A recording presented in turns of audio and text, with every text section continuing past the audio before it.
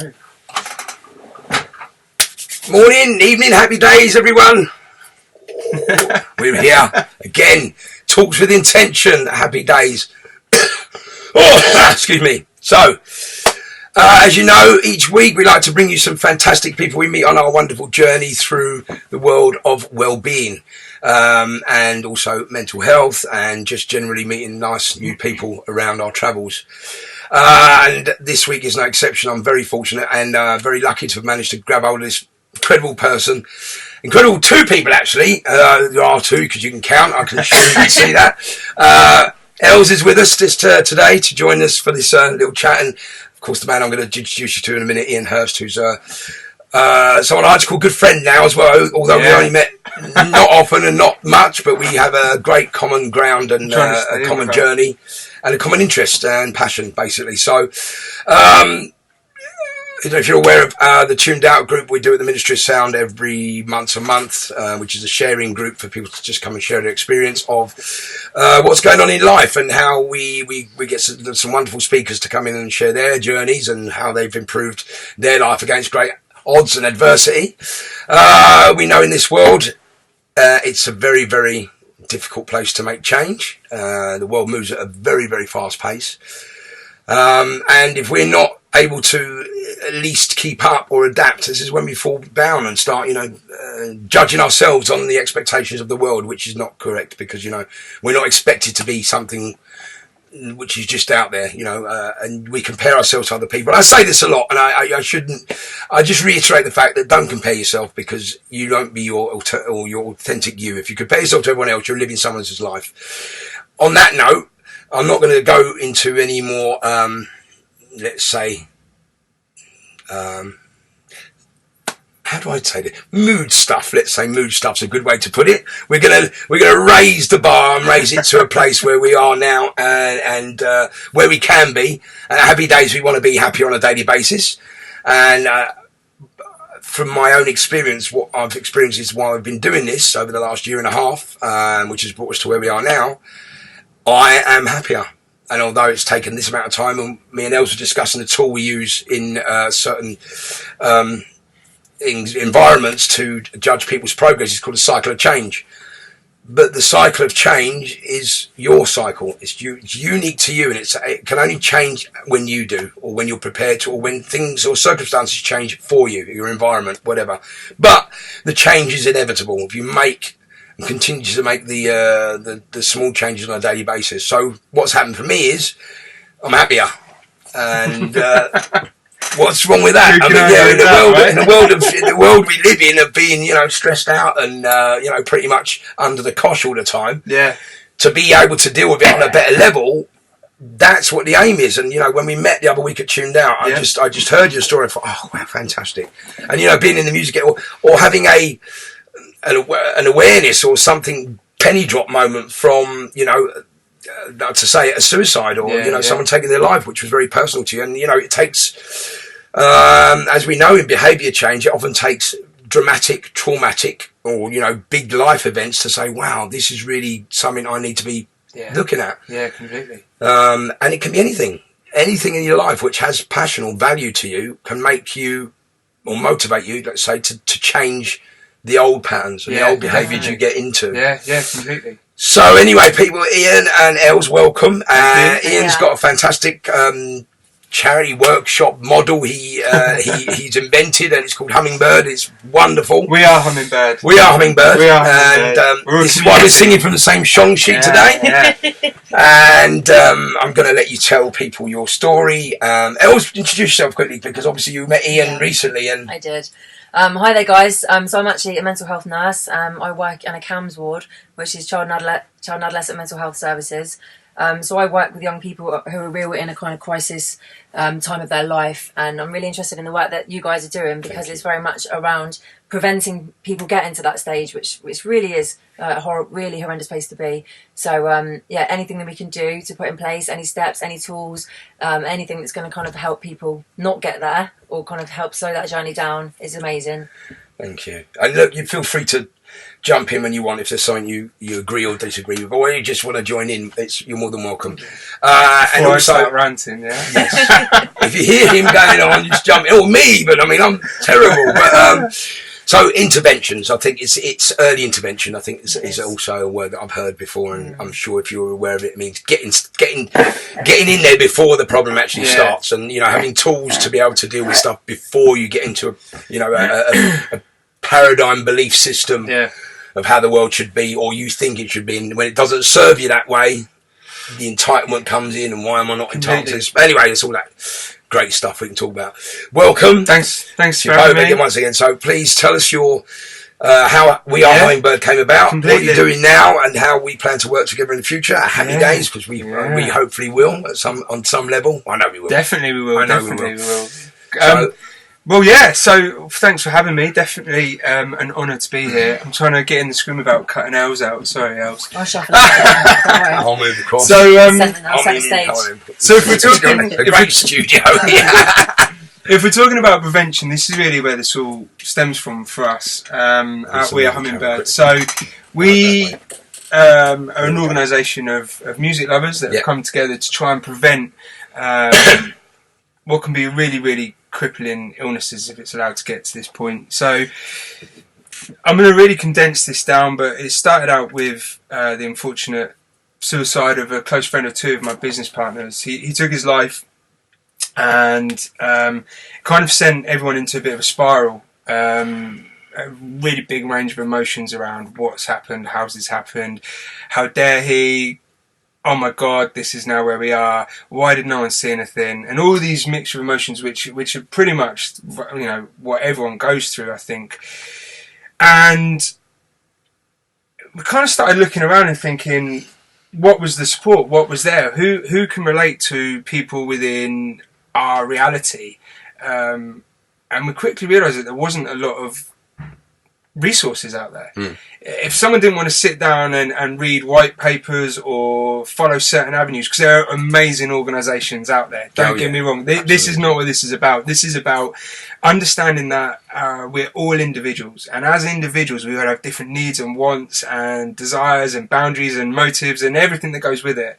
And we kind of realised it was a bit naive to think that 4 or 5 organisations could cater for a whole population. And so we started thinking, what do we do if we don't relate to this? There must be millions of people that don't relate to what's there. So how do we create something that can help? And I can't take credit for it right at the start, because it was my 2 business partners, John and Carl, who did this, and another guy, Ben. And they started to think, well, why don't we create this platform? Why don't we just create this really cool little platform that if people can... we know a few people in the music industry. If we can get a few of them to submit a playlist, 12 tracks that they're listening to. Well, it was 13 at the time, and this actually relates to the number of male suicides a day.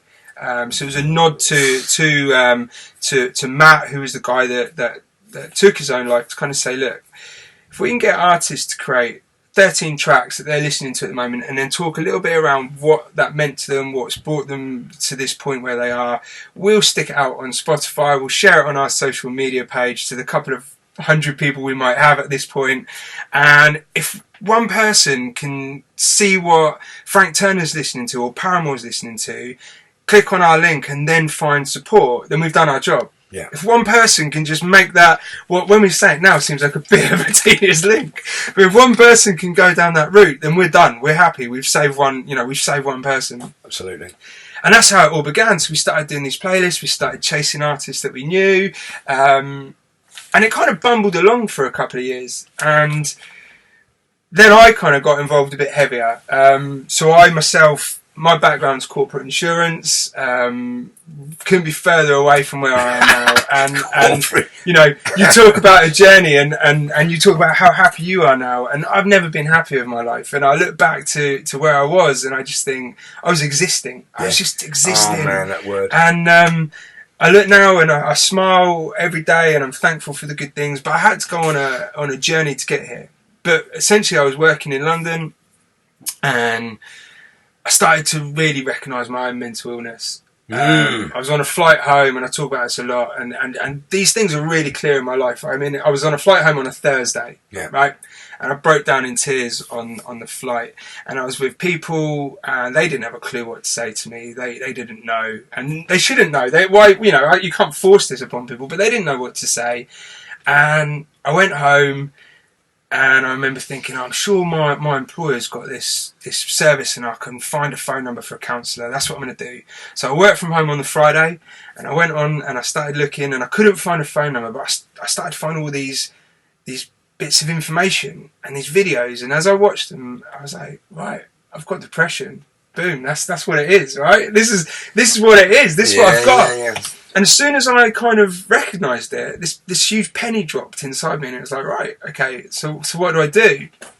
And I did start looking around, and this is where the whole not relating to what's there comes from, because I didn't really relate to everything that was there. I didn't feel like everything got me. And because of that, I was kind of a bit nervous about the next step. So I decided to talk. Kind of took a big gamble, and I spoke to my family, and they supported me as best they could. But then I spoke to my work, and I guess living in this existence, what I was doing was just thinking that if I got the next promotion, I'd be happy. If I got the next job, or the next deal, I'd be happy. And ultimately, that was never going to make me happy. Yeah. And I learned the difference between happiness and being content. And now I'm hugely content. But happiness and content is for a different day. But just quickly, what you're saying there, it resonates so much because and I've looked at, I say happiness, but it's inside. Yeah. And if you mentioned language earlier, if you change that language, I'm not saying where you were at that time by any means is changeable like that, because obviously you've got into a place where that's a lot of rewiring you've got to do, but it's not insolvable. But it's having that awareness and that penny drop moment. You go, go on, sorry. No, you're right. But we're detouring, but slightly. I read a really interesting article on happiness, and one of the statements was, if you're looking for the thing that will make you happy in your life, it's probably you. Yes. And I started reading about all of these things, and ultimately, happiness lasts for about 15 days. So if you are striving for a new job or a new car or that new handbag or whatever it might be, and you purchase it, or to go on a date with that person or this person or whatever it is, and it happens, those feelings of happiness will start to subside after around 12 to 15 days, and then you'll be seeking the next and the next and the next. So if you're striving for happiness, you'll never get it, ever. Because there will always be something else to strive for, and then the feeling will wear off again. But also, it makes so much sense.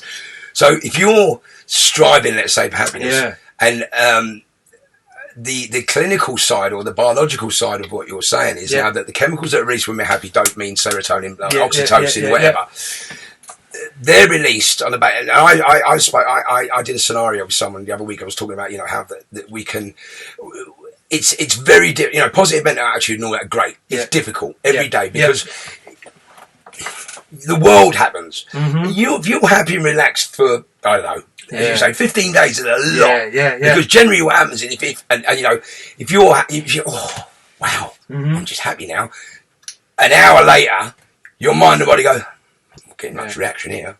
Not getting the change of instant gratification. But because we're so programmed for negative stress, you immediately go for, what's the easiest way to get it? If you're not going for a substance outside of your environment, your body creates it inside your environment. So you go, the quickest way I want to get a change of feeling is how? Exactly. And you go, negative. Because if you say go to your happy place, you go, give me 10 minutes. Give me 10 minutes to meditate, get some mindfulness, forget about the world that I live in. And now I'm not in that. Now I'm happy because I'm not in this world. As soon as you step back into this world, that's when it all works. So I will come back to the story where we are, but it's really interesting now. I talk about, and when I spend time with people, I talked about a mental health bank account. Yes. So you go and do a job, you get paid, you put your money in the bank, you decide you want to go and have a few beers, or you want to go on holiday, so you withdraw money. If you keep withdrawing money and not getting paid, you hit your overdraft, and then you're in trouble. And what I try and do when I talk to people is get them to visualise this topping up of good and bad. And we were on a retreat last week, and everyone came away kind of saying how I drummed into them about cashing in. And it's really important because human brain will naturally negative towards negatives. Right. So something good happens.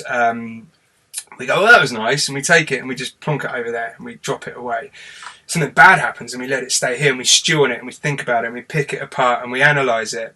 And what we don't do is spend enough time as humans going, "Oh, I can feel the sun on my back. Cash in, that's nice." We don't recognise the cash ins. That's brilliant. And we don't build them up. So all we do is when a negative comes along, we haven't remembered the cash in, so we feel like it's bigger than what it is. Which is is a good tune. Oh, that's a good track. Right, cash in. Good hug with a mate. Cash in. And we need to start building this bank account. So when someone swerves in front of you in traffic, you go, she's taking a knock. It's really important to think about this to make it go. So that's, in another word, it's gratitude. Exactly. It's grateful for everything that happens. Even look, and even and another thing we use in goal mapping, which I credit to Brian Main, obviously, is developing possibility consciousness. Yes, completely. So if you do have what you perceive as a bad event or bad experience or whatever, and being able to reframe it and say, okay, that's happened. How can I make this into a learning experience, not a failure, something I can now build on and say, right, I'm going to do that again that way. Yeah.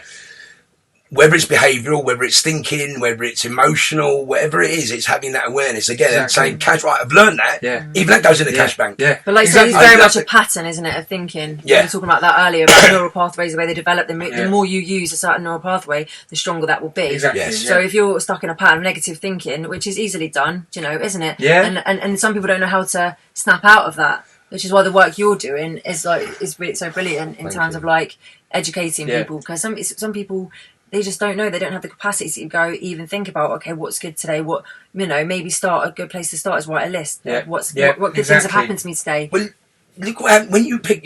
Let's look at the world we live in, right? And I mean, it is what we is, and we have to make the best for us of it, right? So if we go to, I don't watch the news. Yeah. Right. I don't watch Neither do replay. Right. I haven't got a clue what's going on. So we're all oblivious to the reality. But so if you let's take this to the psychological level. So the brain is a sponge, and we know now through neuroplasticity, it's a sponge. It can be reprogrammed. It's like plasticine. You can remold it like morph. Yeah. Right. Who remembers morph? Those who grew up in the 80s. I remember more. And then, so in layman's terms, so hopefully we can understand. So if we are programmed over many years, you say belief systems, ways of thinking, this is how the world is, hence how I think about the world and how I perceive it, which means it's not going to change. It's always going to be this way, which has stopped me from trying to achieve things out of that belief system or paradigm, because I'm too fearful, because my protectors go, be careful. You don't want to beat your fingers, man. You want to go, just stay where you are in the fairly uncomfortable, not the.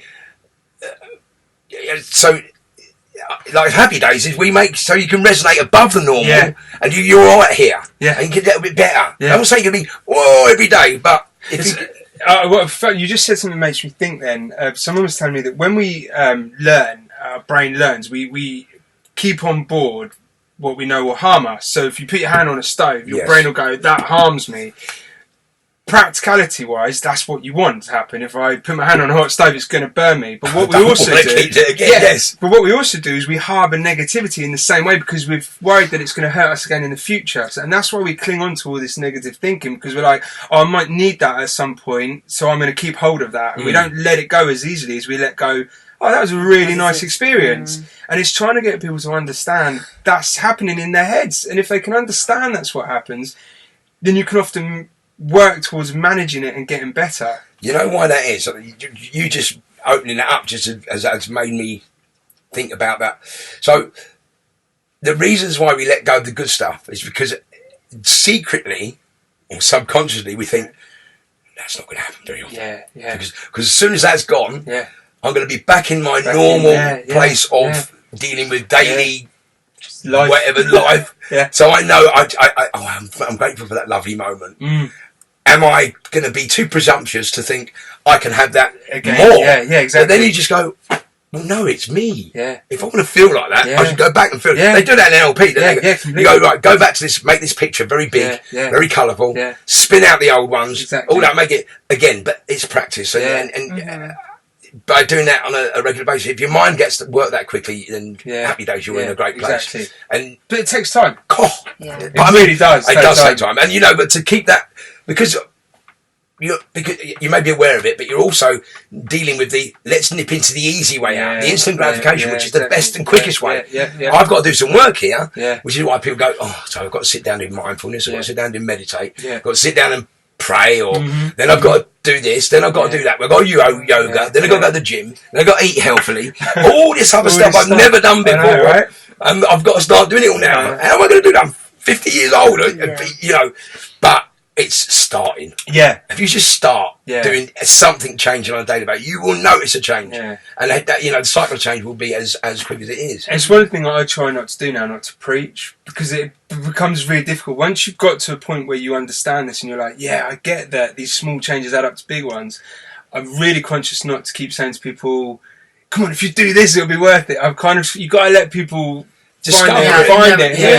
People have to be ready, don't they? Yeah. So give it a go, but at the same time, if it don't work the first time, try something else. Try another thing. But it's. I think that you're right here, and the thing is, we are not preaching, we're discussing. No way, and I think the thing about it is for everyone, this is not proven, tried, and tested. It is for me, and I'm sure it is for you. Your own way. You have to find the way that completely makes you.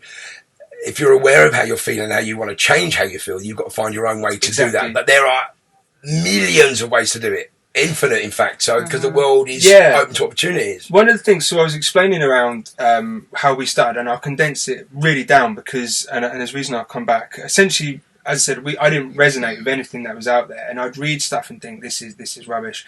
I went on a course, a mental health first aid course, and it changed my life completely.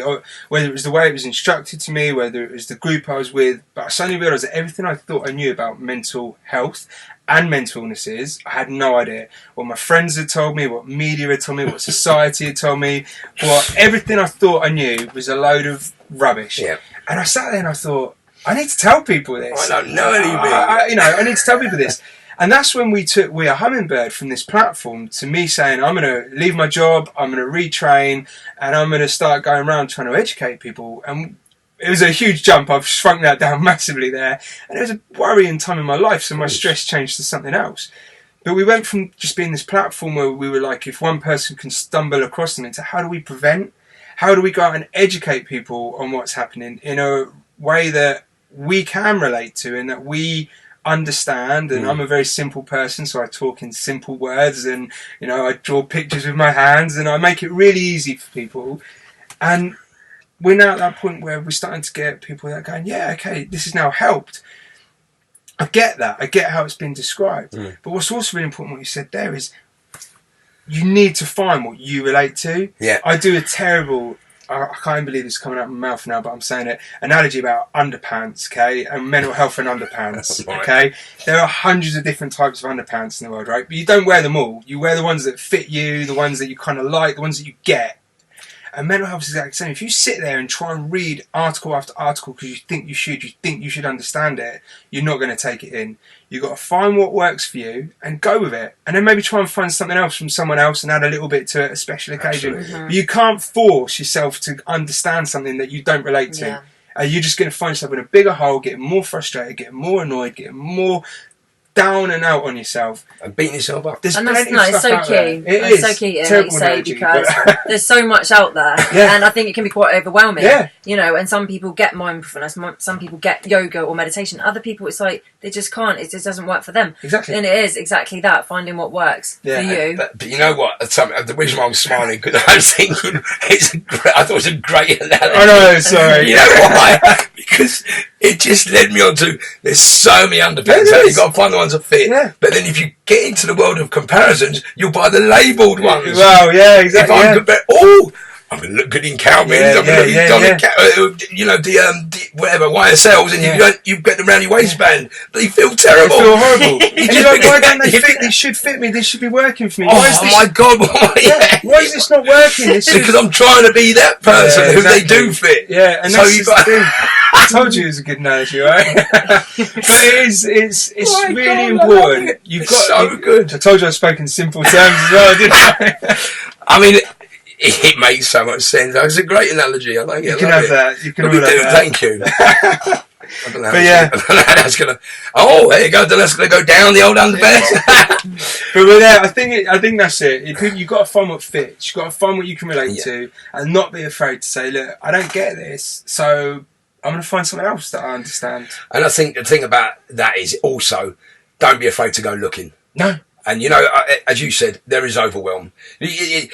Overwhelm and burnout is something we can suffer with just by being overworked. Like you did your job. When I left the NHS doing the work with the multiple complex needs, I was burned. Yeah. And then I went and celebrity Big Brother. Yeah. With burnout, which is probably not the best thing to do. So, but then for me, where does scissor fingers come into this? Scissor hands. Yeah. That's later on the hairdressing one. Oh, that's just celebrity scissor hands. That's it. Someone showed me the YouTube video about it. The girl actually walked out. First one ever walked. First one. Sorry, I interrupted you then, but I couldn't let it go. Yeah. So I think, it's about what for me. So I knew I'd burnt out. I knew I was emotionally, physically, spiritually drained, and I knew that although my journey had taken me to that place, working with really entrenched and chaotic people whose lives were, let's say, bad in comparison to mostly everything. You know, and you this is where you have to be grateful every day, and you just ask yourself questions: how do people end up like this in this Western civilization where it's so modern and proactive in whatever? And so there's a lot of stuff to take up. So what I did go to an event which was a personal development event, which it sort of gave me a route, because I realised now what I needed to do to work on myself. It was a different type of work. It wasn't about giving back so much then, because I was giving too much of me away. So enabling me to fill myself up again and then give back again. Yeah, completely. So that made a lot of sense, and it's about saying, right, so, and then I immersed myself in that, because I thought, you know what, I like this. And it turns out you meet wonderful people like yourselves through this journey who are all thinking the same stuff, who all realise, and this is what I think the message is, that we want to just let people know that just become a little bit aware of how you are. Yeah. And don't let life overtake you. Completely. Because we often go through, and I'm not generalising, because from my experience, I was on a journey for however long, not taking drugs, which was 23 years or approximately, which, although I hadn't done that, I was still slow at maturing, because I was white knuckling a lot of it, and not maybe taking this, but it wasn't there. No. All them years ago, there wasn't what we got now. No. It was just like, well, do this or don't. And so I said, I'm not doing that. I'm doing this my way. So I realise now it was more difficult. Yeah. Took me a lot longer. But I'm here. And I think the fundamental thing is that just don't be, because now we can ask. You can ask for help. You can actually say it. So one of the things I find a lot is, as humans, but definitely as males, and we like to think we're special, and by this I mean we like to think we're the only ones that have experienced something, good or bad, right? And as men, we're like, well, and this is the age-old conversation that always comes up around why men don't talk. But essentially, there's many reasons, but one of the things I think is that we like to think we're the only ones that have a gambling problem, that we're the only ones that drink, that we're the only ones that take drugs, we're the only one that cheat on our partners, we're the only one that maybe abuse people, right? We like to think that we're the only ones, and therefore we can't ever divulge this, because people will frown upon us, people won't give us the help that we need, because I'm a bad person, because of this, because of that, because of whatever reason it is.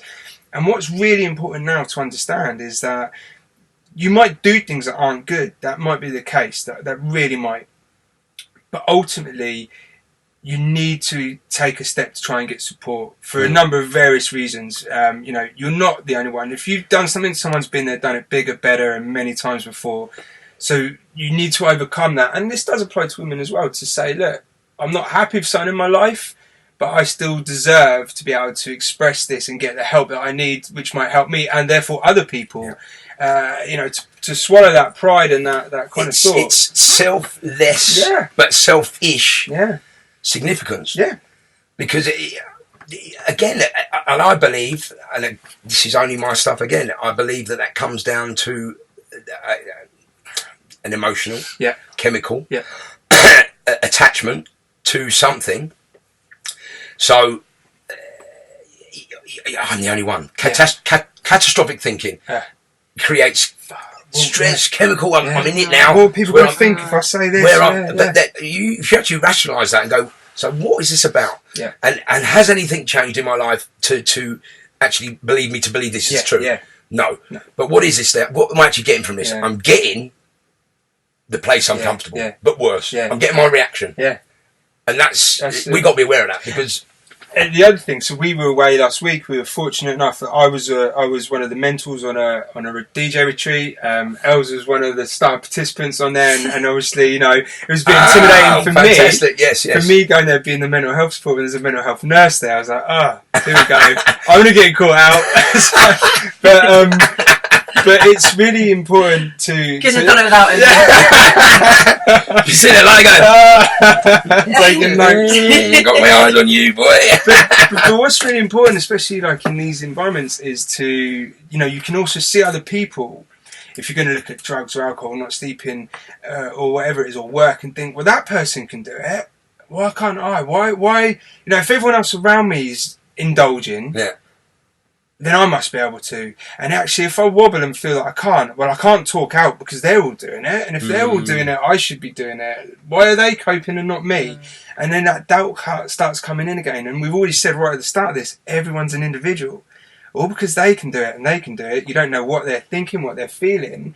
They could be in the same boat. And it takes off to that one person just to go, I think on that note, actually, I think social media comes into it, yeah, doesn't it? Really, I think that's why you have to go there because it does, quite often portray that image of the perfect life and everyone just being so cool and in control. Oh, man. Living the dream, and it can have real negative, a negative impact on you, can't it? It definitely. You've got to, you know what, I had, and that's something I experienced a long time ago.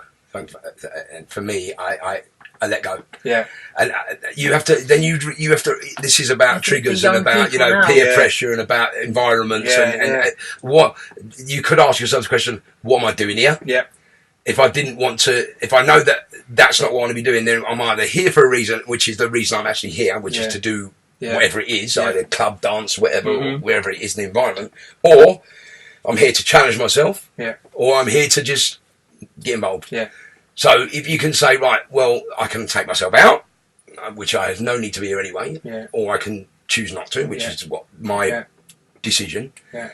But why do you I think with younger people, it's so integral. It's such a core part of life, isn't it? Now I think being maybe a little bit older and not growing up with that, it's maybe a bit easier to step out. Do you know, or intermittently step in and out? Of course, but then again, this is about community, connection, about humanity. Exactly. They're not connecting at that level. They're connecting through that. Yeah. See, and this is so it's not so easy to withdraw, is it? And then you kind of get sucked into it. Because when you look at every day, and then you're doubting yourself. Then you're comparing. Then you go, I've missed out. The t-shirt, glasses, sunglasses, and then you come back to happiness. How you get happy? You're living someone else's life. You're not actually happy. It's really. I'm really on the fence with social media. I get the negatives.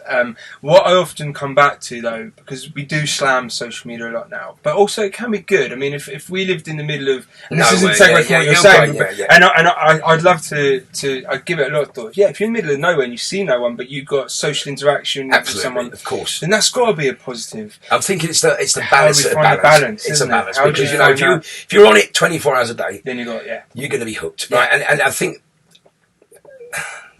look, yes, it's a great business tool. It's a great way to say hi to your old friends, and a great way to contact around the world. Yeah. But if you do that and that's all you do, then it'll be a fantastic tool for you. But it's when you look at your post and go, "Oh, didn't get many likes." Yeah. I've got an orange angry face. Yeah. I've got a smiley face. I've got a heart. Yeah, I know. Family members now that if they don't get a like on their post, will take the post off. Like I've got no likes, so people don't like it. I take it off. It's like, and there's such. And I think unfortunately that is the reality. We've all been guilty of that. I mean, you think, what did I say that for? It's like you see. I'm having that with the underpants right now. It's out there. Did you see? Did you see those text messages that they come through as like a WhatsApp or whatever? But it's someone's text history, and then it's like the husband going, I'll be home for dinner. When it scrolls back. Delete. Have you seen it? No, oh my God, it's hilarious. What, are you coming home for dinner? I'll be home soon. Just popping down there. Just popping out. I've just finished off work. Oh, lovely. See you soon. What do you want for dinner? Anything. You cook it. Okay. What do you want? Anything with it? I'm busy. I'm just going to fucking leave me alone. They don't know what we're about. No, and then he goes backwards and backwards. You rightly say, but you go, I'm not saying that.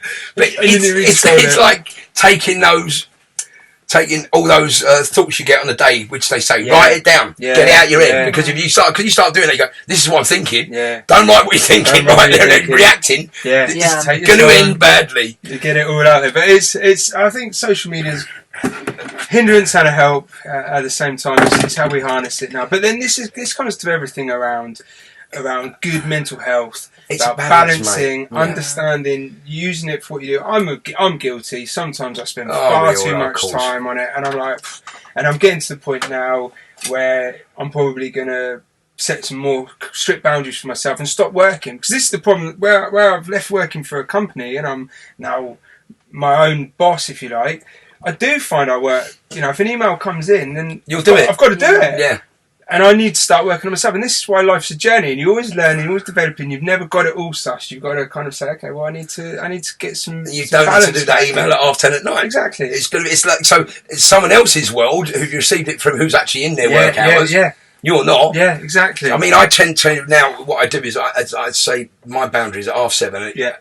It's not every night, but most nights, because I've overstepped or been out late. Yeah. Most nights, 7:30, it's airplane mode in the other room. Wow. Whatever's not been done, this is what I say to as a part of an end of day process. Yeah.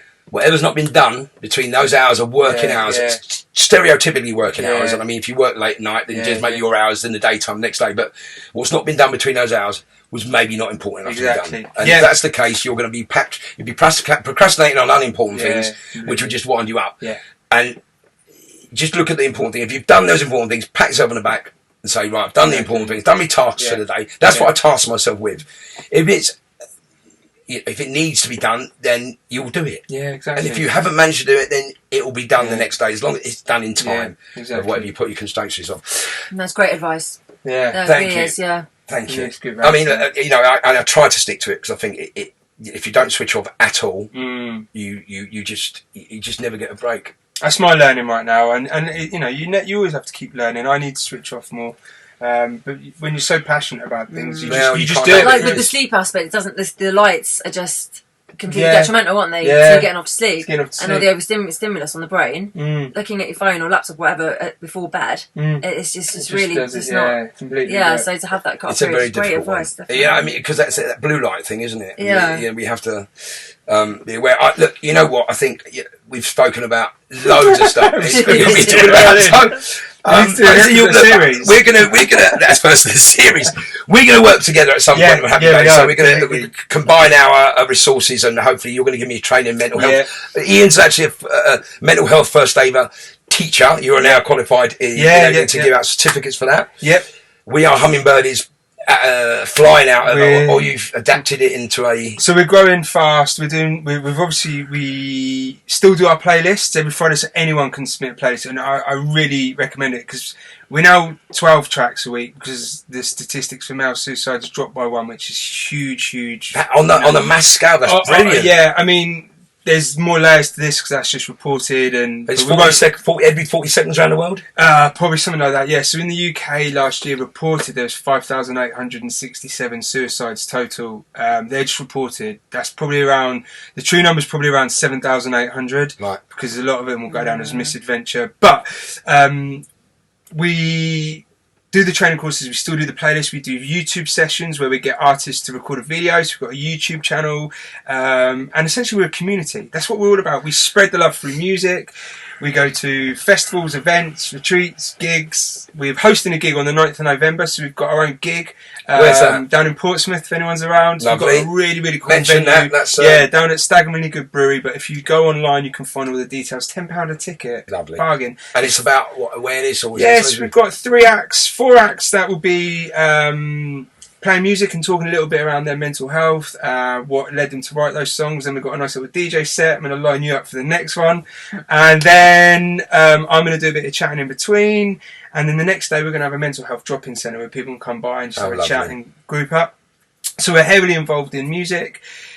train in mental health first aid, and we also specialise now in suicide prevention and intervention. So again, we've come all the way from just being this one stepping stone to now saying to people, actually, we're qualified. If you're having suicidal thoughts, and they're really common to say, guys, around 20% of the population will have suicidal thoughts. Do you know what? I was talking to someone, I didn't mean to interrupt, but just on that note, I was talking to someone yesterday, just randomly, about that particular subject, and they went, yeah. It's like, it's something that, although it's forbidden, I was actually, I know where it was now. I remember I was talking to a mate who's recently gone through some, and I said, you must, I mean, oh God, loads of times, you know, and I went, I have, without being aware, and then thankfully I have an awareness, and I go, well, you know, I know the reason why that is, and that's because you want a bit of whatever you're after right now. There's something you're thinking about, but we've all have the capacity to think like that. But these are the things that we try and educate on, and I know we're running out of time, but 20% of the population will have these thoughts. 20% of the population have no idea what to do with these thoughts. They think it's something, and if you consider that nearly a quarter of us have these thoughts, yet none of us talk about suicide, we're in this massive kind of black hole. So something like 6% of those 20% will go on to attempt to take their own lives. But the more that we are able to say, actually, do you know what? Remember me saying about we think we're the only ones? If those people that are having these suicidal thoughts can put their hand up and be like, shit, man, I'm having these thoughts, then we help work towards reducing that 6% that go on to attempt it. So we do specialise in suicide prevention. We welcome anyone to get in touch with us now, and we'll try and, you know, do what we can to support. There's obviously the Samaritans, which do a great job. Mine, Crisis. There's loads of us now, but we are an alternative. We are there if people want to talk to us. We're qualified. We know what to do. We know how to help. We're not a 24-hour line. That's not what this is about. But if you feel that you're part of our community, there's loads we can do to kind of support and get you to good professional help if you need it. I think on that note, I think it's a lovely. So happy days. On a happy day, we end up for happy days. What is your morning routine, your evening routine, however you end or beginning your day? What's it consist of? I'm going to actually write in here. Yeah. I'm going to search if you can do that for me. I just want to write in here the crisis and Samaritans number so everyone can see it. Yeah. I think it's a good idea because obviously. The Samaritans was actually, I was looking at this last night for a paper I was writing. There's also good things to know. Can I just say, watch this on social media now. That social media have come a long way in terms of Twitter and Facebook. If you're regularly posting or putting keywords into your social media accounts, it will pop up now and say, hey, we've noticed you've written this a few times. Do you need any support? So social media are stepping up with that's a good stuff. thing. That's something fantastic. Right, so excuse me for blocking the screen out, everyone. Actually, I don't think it probably will block the screen out. The camera's working. Samaritans is... The number you're going to want is... It's the national helpline, isn't it? Yeah. It's like a 115, 2 ticks. 116 123, and that's a free phone number. 6123. And also crisis line. Let's have a look. My signal is not great. Crisis... if people go onto the We Are Hummingbird website, there's a link at the back of there which gives everyone all the support links that they need as well. So they can get there. Because another thing we found is not everyone wants to type in certain keywords. Yeah, of course. So with us as well, if you type in We Are Hummingbird, and also if you're on Happy Days, we've also got the links to the various crisis lines and support numbers. So you can text shout, which is the new one, which is the giveusashout.org. Is that what Hummingbird, or is that just the crisis? this is the crisis one. Giveusashout.org, which is text shout to 85258. Is that free now? I suppose that's free. Yeah, that'd be a free one. So was that? That's a text to. Yeah, text shout. The word shout to 85258. Shout to 85258. And We Are Hummingbird for www.wearehummingbird.co.uk. For any info about more info on us, and also to get any of these crisis numbers. There's some good apps as well. Whilst people are listening, Yes. Stay Alive. Yeah. We won't type on there, but Stay Alive. If you download that app, that'll give you support on if you're having suicidal thoughts, if you know someone that's having suicidal thoughts, if you're in the street and you come across somebody that's in the act of suicide, or what to do. And that's just an app called Stay Alive. Stay Alive, and it is a really, really good app. Another one's Hub of Hope. I've seen Hub of Hope. Hub of Hope's brilliant. You know who spoke the other night, tuned out? Johnny Benjamin. Yeah. So Johnny's an advocate for Hub of Hope. So we'll put that up because down there as well. I saw Hub of Hope because it just resonated with Hub of Hope. So there's lots of good stuff out there. Loads Really, out really good there. stuff. And I think, like, worst case scenario, if you're seeing somebody in a really super distressed state and you really don't know what to do or where to turn to, and you can't remember any of these links, just call the police and they will direct it to the mental health services and try and help. 999 in all. Yeah. Look at that. That's it. Where did they go? That's it. Put that in there. Done. Looking good. Right. Rights language shout, text shout to something.com, staying like that, Hub of Hope. Perfect. Listen. Always fun, really isn't good. it? Lovely to see you. Always good. Pleasure. To the next one. So onwards and upwards, mate, and thank you really much. Thank you for coming to the Man Shed on the Happy Hub, and I mean, a great chat. Hope it was beneficial for you, everyone. And, I know we harp on about lots of the same thing, but it just shows you that there's a community, and massive awareness and a massive consciousness going on about this stuff, and we're all part of it. So we want you to be part of it, and don't be alone out there. You can reach out to all of us as and when. Yeah. Whenever you want or wherever you feel the need, you have to, and really don't ever feel that it's something you shouldn't be doing, because it's something you should be doing.